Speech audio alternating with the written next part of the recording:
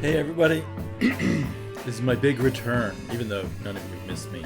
I've been away on a vacation for 7 or 8 days, and so I just went to pick up my comic books for two Wednesdays worth of comics, which was a huge hunk. I've been enjoying doing a comic book thoughts of the comics of the week and then showing whatever other stuff I've gotten recently. But that's being thrown off by being now 2 weeks behind on comics. So I thought I'd just show you a haul.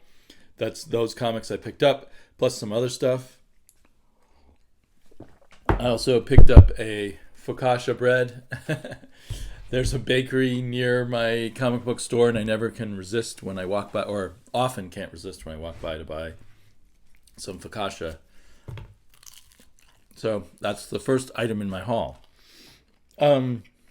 Let's look at. I'm not even 100% sure what's in here. I looked at it really quickly at the store just to make sure there's nothing horribly wrong. In fact, they did try to give me a comic that came out in December that I already had, which was odd. Anyway, I got Assassination #2, which I guess isn't on my pull list. I thought it was, but I grabbed it off the shelf. And I gotta get rid of this focaccia bread. It's in my way.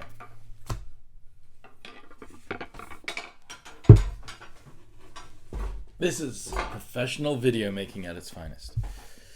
A while back, in a fit of wanting to read more Spider-Man, I added Symbiote Spider-Man to my pull list because it's a limited series, I believe. It's written by Peter David and drawn by Greg Land. We'll see.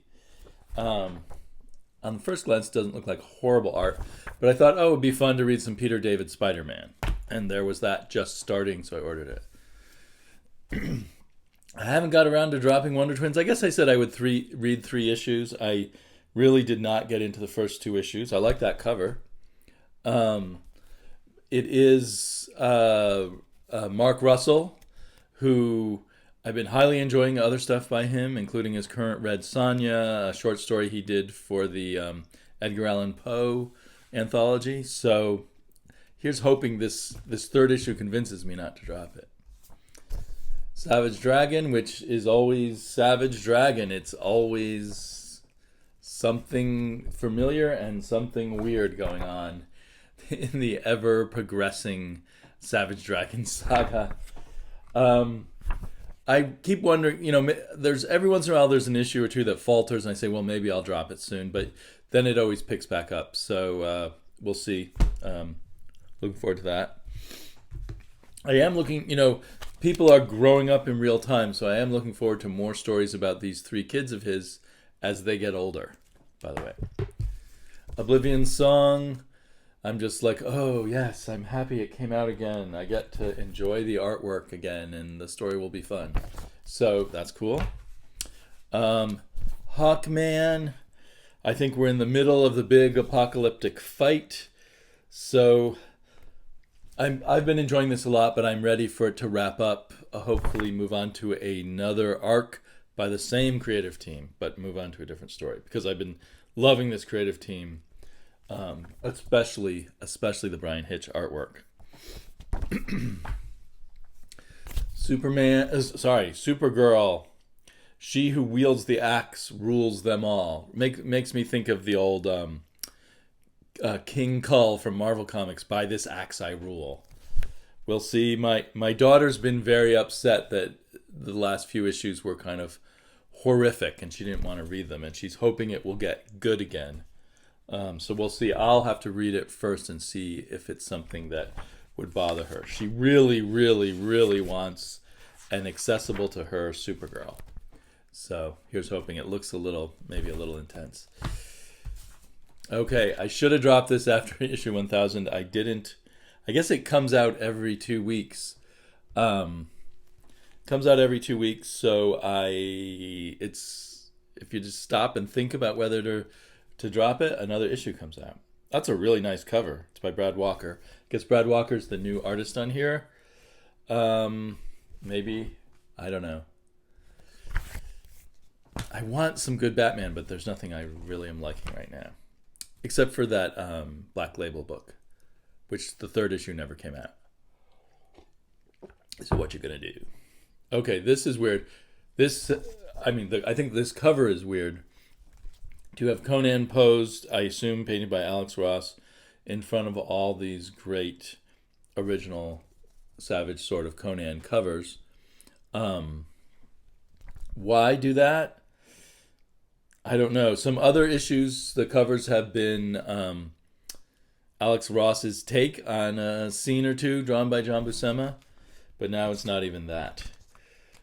I don't know. But they kind of just should do art covers by the interior artist, Ron Garney, who this is like probably amongst my favorite art right now is this Conan art by Ron Garney. So and the story in here has been very good by what's his name, Jerry Dugan. So this is part 4. I think it may be ending next issue, and then a completely different creative team comes on it. Yeah, it says to be concluded on the corner of the last page. So I'm sad about that because the next creative team has an artist I haven't heard of, and the writer is Meredith Finch, who I don't have any. My only things I've read by her were just some Wonder Woman. Infinite Dark. Have I missed an issue or missed reading an issue? I don't think I've read issue 4, but maybe I need to search through my piles of wayward comics to find issue 4. Cool story, a little bit familiar, but also has some cool original aspects to it in terms of science fiction. As Guardians of the Galaxy, not to be confused with Guardians of the Galaxy. Now I'm getting both of them. I've been enjoying As Guardians of the Galaxy a lot as a very light comic book. And I think, as I said before, the coloring here is so interesting that I download the digital version just to take a closer look at the coloring. It's very garish coloring, but I like it. And then so far in is this number 4? The first 3 issues, each issue was getting better. And I liked the first issue, but maybe the art was getting better and the story was revving up. So where will Thunderbolt go next in this really wild metatextual sequel to Watchmen? And Damage, which I've been enjoying more and more, like the last 4 or 5 issues have been really good in terms of kind of old school Hulk, kind of in an old school Hulk kind of way. And now it's done. And I guess it lasted longer than I thought it would, 16 issues. Maybe they'll bring him back someday. Oh, and not to be confused with As Guardians of the Galaxy, here's Guardians of the Galaxy. Now, I just heard someone say in a podcast that people who claim that modern comics covers don't do what old comic book covers do, i.e. the storytelling, I find that a bit of a specious claim. They were claiming that modern covers do indeed do storytelling. I suppose that's some kind of storytelling, but really it's just a poster of some of the main characters of this book all walking towards us. Will there be a scene in this book where they all walk towards us? It's also a cliched movie kind of scene. This is the A cover. It's about, I was just listening to this podcast that was criticizing other podcasts for complaining about modern covers, along with other things. I suppose that cover has a bit of storytelling on it. Let's see. Is there storytelling on this cover? I can't tell. There is no storytelling on this cover. That is a poster. Anyhow, it's a mixed bag, I suppose. There may be some storytelling going on this cover. I'm really looking forward to Lucifer. I have a feeling the current arc may be wrapping up either in this issue or the issue to follow.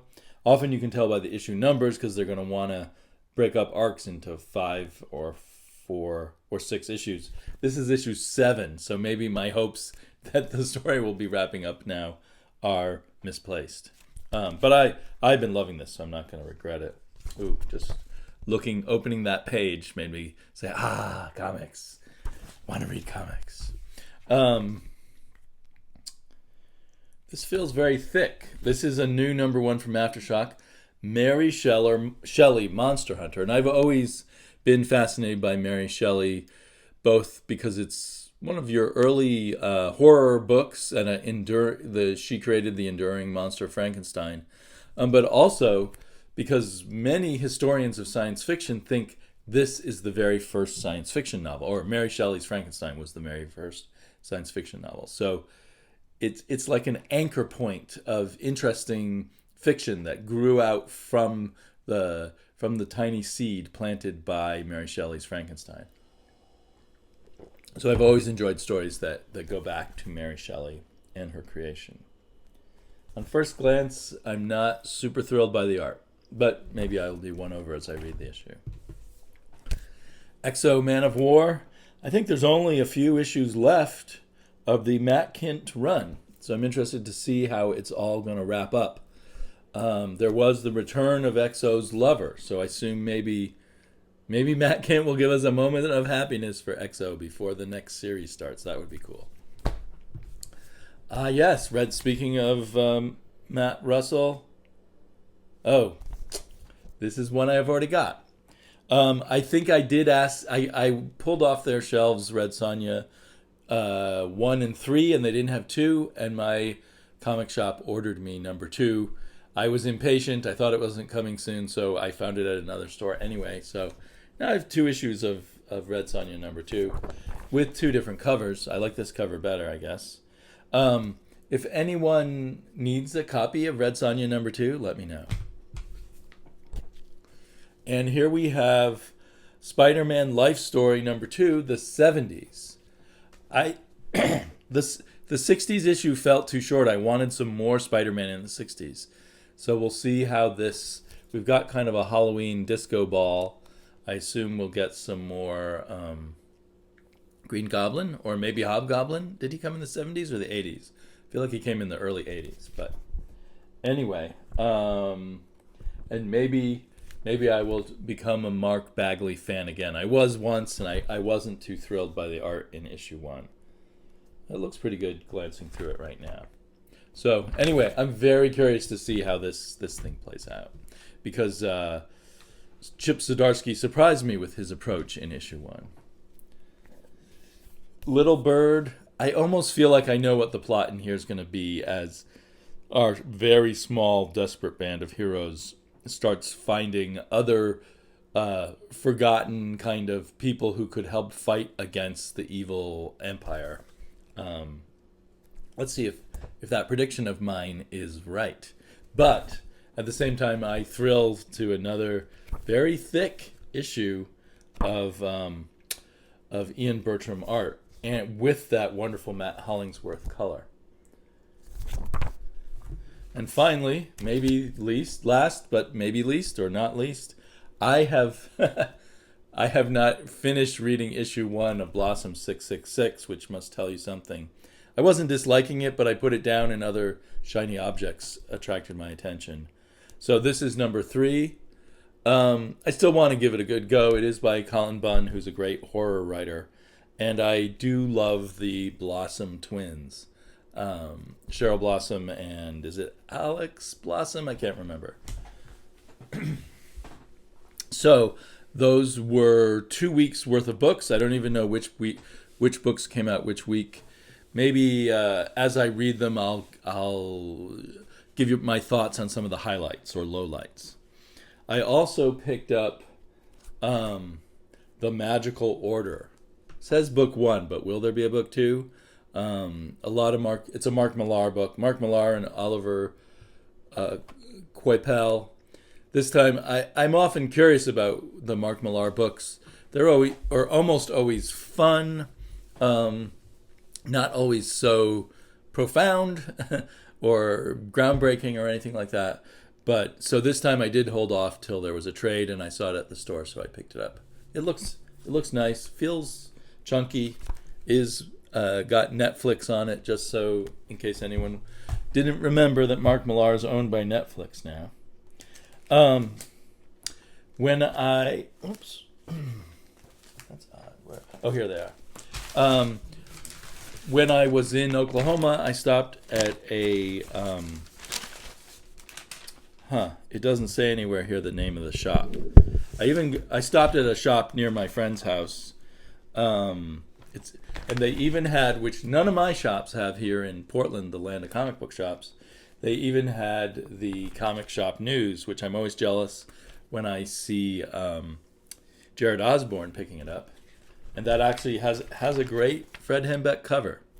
But they're supposed to stamp the name of the comic book store here. They didn't. So I don't remember the name of the comic book store offhand that I went to in Norman, Oklahoma. But it was a nice shop. It had a huge new issue section and then a pretty good back issue section, maybe on the little pricey side, and a really great graphic novel section. And I went there to get my friend the first 2 volumes of Ice Cream Man, because he's a big horror comics fan. And so I picked those up for him. And then while I was there, I just looking at their new comic book section, I found this book called The Grand Adventure. And it looked a lot like those Hanna-Barbera superhero things that I think were designed by Alex Toth, like Thundar and not Thundar, what's it called? Mitor and things like that. So I don't know. It just seemed fun to take a look at. Never heard of this comic book company, Grandway Comics. Maybe it's somewhat local to Oklahoma.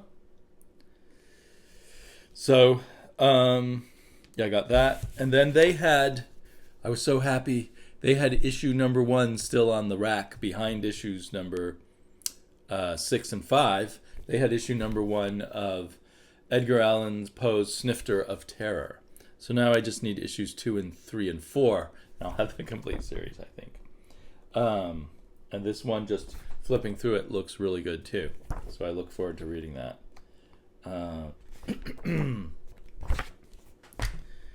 And they also had for free this thing called Okie Comics Magazine, issue number 5. And it looks like it has stuff by local struggling artists who haven't made it in the big time yet. So I'm looking forward to perusing that. Some of it is more obviously amateurish than others, but all of it looks like it's, done with a great love of comics. So I kind of like that. It reminds me of the old fanzine days, basically. Yeah. Maybe I should ask my friend to see if he can find more issues of Okie Comics for me. Then in the mail, because my shop never ordered it or couldn't order it, I ordered directly from Ad House The Freak by Matt Lesniewski.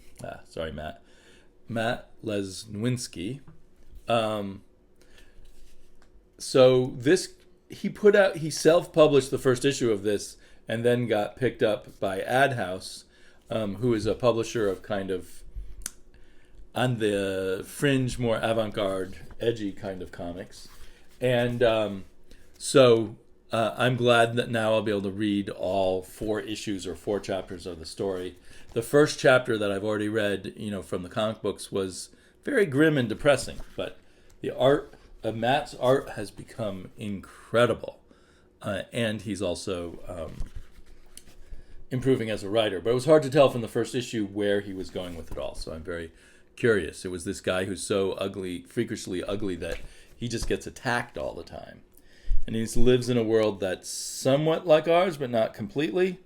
And I think we might find out more about that world as we flip through it. Here, looking at it, my only complaint is it's a very tight binding, so it's a bit of a gutter loss where you have to really bend it to get to not have the gutter loss. So hopefully someday Matt will be coming out in hardback, really nicely bound comics.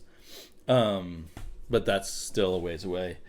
I met Matt at a con, I think 2 years ago, and I got this sketch from him, this commission. I asked him to do a space barbarian fighting a monster, and that's what he came up with. I didn't really give him a whole lot of instructions, so it became very, well, in my mind, pure Matt Lesniewski. I'm very happy with it. As you can see, I've framed it. And then also in the mail from Matt himself came his book of convention sketches, commissions, and more, hand cramps. And I ordered this directly from Matt. You can follow him on Twitter and then, or look for him on Twitter, and then you can get to. That's how I got to his website where I can order it. He called it hand cramps, so maybe his very detailed drawing style is going to cause him physical problems in the future. This also kind of has a tight binding, but it's very high quality paper, and of course, I've seen a bunch of these. They're just really wild takes on things that people have asked him to do drawings of. That's his dark side. And he has a really amazing Galactus. Let me see if I can. Oh, there's a really cool dead man. And so I'm really curious as to what. Oh, there's his Galactus. I'm really curious as to what Matt will do next. I know he's working on another project.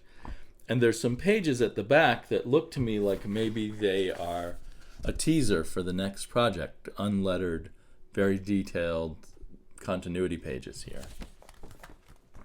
So that's cool.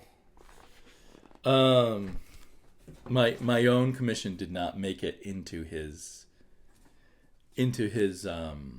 book. I don't know if he even had a copy of mine before he gave it to me, because he drew it overnight at the hotel, and I picked it up from him the next day.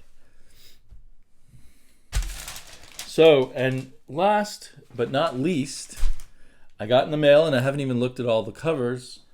I'm checking the time. Of the Steve Canyon magazine from Milton Caniff. I mean, from Kitchen Sink. Milton Caniff's Steve Canyon. And someone, when I was talking about Terry and the Pirates, reminded me of its existence, and I knew I had seen it at some shops near me a number of years ago, so I went back to those shops, and they were gone. So I thought, well, this is going to be harder to get, and I saw it online for, I don't know, like a lot of issues for about $90. So I just grabbed it. Hopefully I will like it. So it of course reprints a lot of Steve Canyon, but it also has articles and features. Here's one comparing the characters from Steve Canyon to the characters in Terry and the Pirates. And I don't know if that's fair to say they're like that.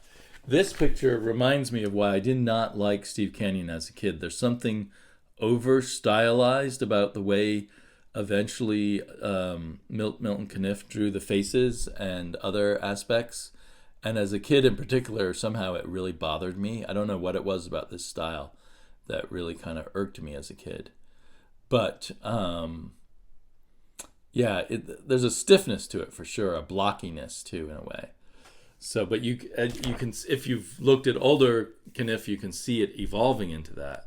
But as a kid, I first encountered Steve Canyon, I guess, in it must have been the early 70s or very late 60s in newspapers my parents got.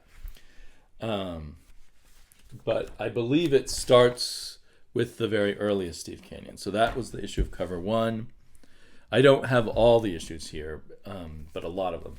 Issue 2, I really like that cover. That's really cool. Issue 3, that cover, the kind of color hold technique there maybe is not working well for them. I don't know. It's still okay. I got issue 4. I wonder if some of these things, if these, like in the Will Eisner books, are covers he drew for the magazine.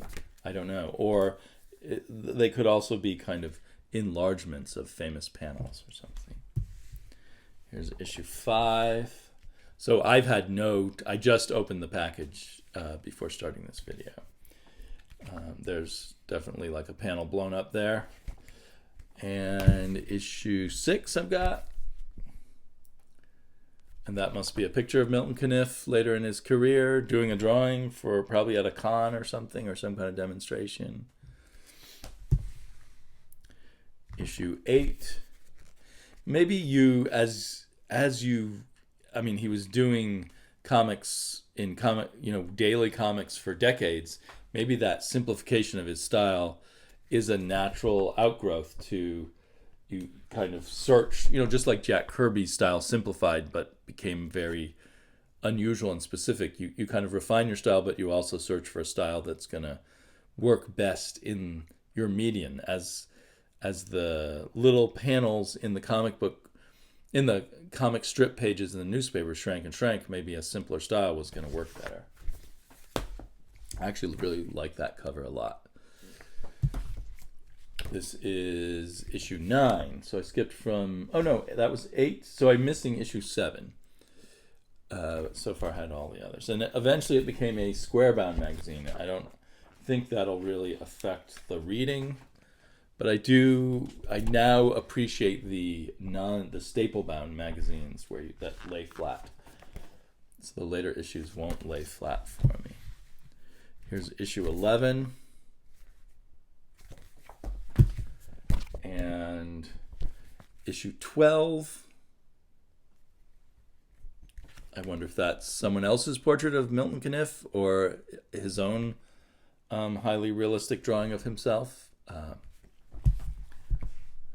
This is a 96-page special, issue 13, so maybe they made the magazine thicker. Here's kind of a calendar page.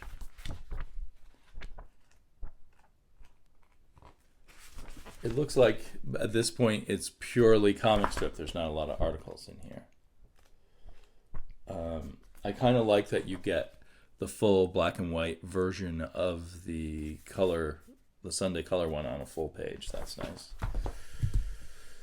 Here's issue 14 and issue 15